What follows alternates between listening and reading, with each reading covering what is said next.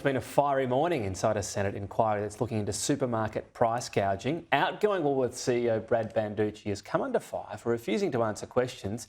He could even be held in contempt. Why won't you confirm what your ROE was? Senator, with due respect, we focus on our return on investment. All right, I know what you focus on. Thank you, Mr Banducci. I know what you focus on. I feel compelled to advise you that it is open to the Senate to hold a witness in contempt when they refuse to answer a legitimate question. I've answered the question many times. You have not answered the question, Mr Banducci. Honestly, I'm not interested in your spin or your bullshit. This is a Senate inquiry. Answer the question. Senator, I sit here before you very respectfully saying we measure ourselves return on investment. Very respectfully not answering the question. Joining me now is National Senator Ross Caddell, who's on this inquiry. He should be having lunch, but he's too committed, so he's in here instead. What a reward. So let's just start on this exchange. Return on equity is what Nick McKim wanted. Return on investment is what Brad Banducci wanted to offer. Now, ROE, so equity, is usually the better measurement, is it not, for profitability?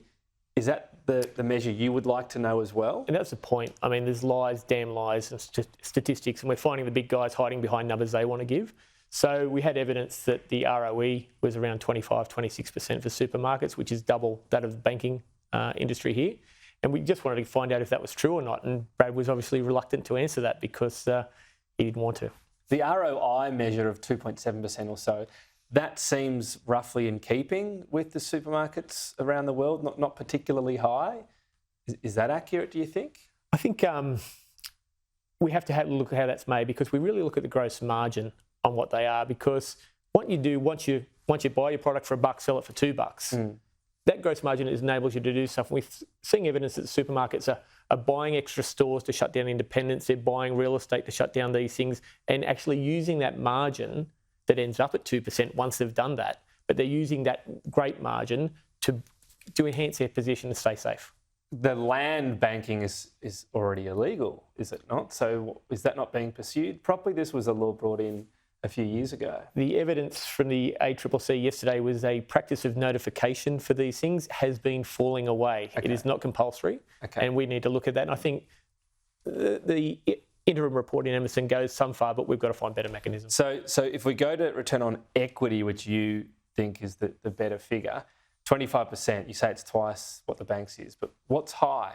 How do we measure it? What's high compared to the rest of the world? Because there's the vibe when we go, geez, these supermarkets are no good, but we have to sort of justify it, don't we? So is 25% high? Why is it high, if so? If you go to the market will decide. I noticed the stock price of Woolworths fell 1% while they were in the hearings today, so that's not great. They will work that. The job of a business is to make money and return to its investors. The job of a parliament is to make sure that's done in a way that's good for the rest of the community.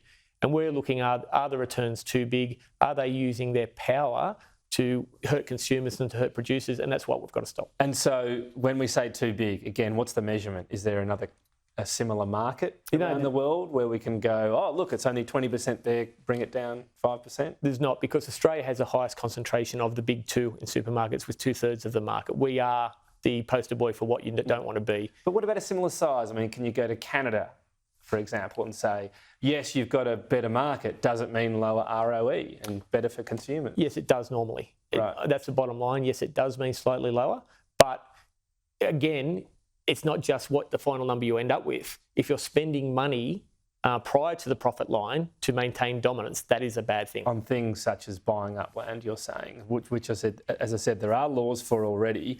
Then we get to what the Nationals in particular have spoken about what they want to do. I'm not quite sure the Liberals are on the same page. Perhaps you can confirm for me. Divestment powers. Yep. What is the Coalition's policy on divestment? Don't know what the Coalition policy is yet. I'm sure we'll find out in joint party room in due course, but the Nationals have a strong support for divestiture. Yeah. And you have to come at what you can't just have your total own policy here. If you're going to form the alternative government, you've got to come up with something you both agree on. And that's our job, to work in our room with our friends and phone a friend in the Liberal Party and convince them it is a good idea and come and join us with the Nats. And it won't be just divestiture. That's a nuclear option. You'd never want to hit that button, but you want it there in case people do. What you want is a whole lot of steps along the way, the tripwires, that if people ignore them, hit the button.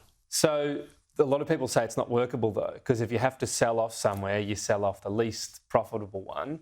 Maybe no one even buys it, and the actual result is, dare I say it, a small regional community suddenly doesn't have a supermarket. So are you convinced? Is it just an option? Are you convinced it's workable? No, I'm convinced it's workable. And the devil is always in the detail. And we can be intellectually lazy and say, these are the problems, or we can do some work and say, this is the way you avoid making the regional ones sell off. You can do them where so you would say to a supermarket, you sell this store. That seems a bit...